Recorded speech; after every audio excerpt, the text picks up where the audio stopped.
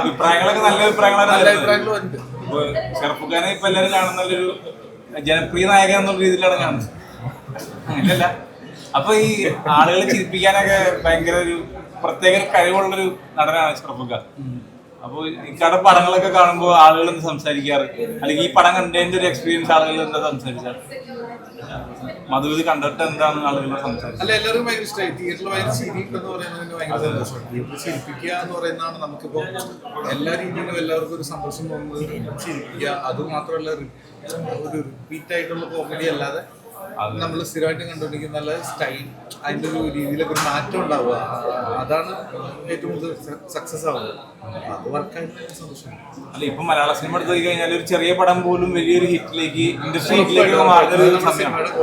അതെ, അപ്പൊ ഒരു നല്ലൊരു ത്രെഡ് അല്ലെങ്കിൽ നല്ലൊരു കോണ്ടന്റ് ഉണ്ടെങ്കിൽ സിനിമ വിജയിപ്പിക്കുകയും ജനങ്ങൾ വരുന്നൊരു കാര്യം. നല്ല സിനിമ ഉണ്ടെങ്കിൽ വിജയിപ്പിക്കും, ഉറപ്പായിട്ടും വിജയിപ്പിക്കും. അതാണ് ഇതിന്റെ ഒരു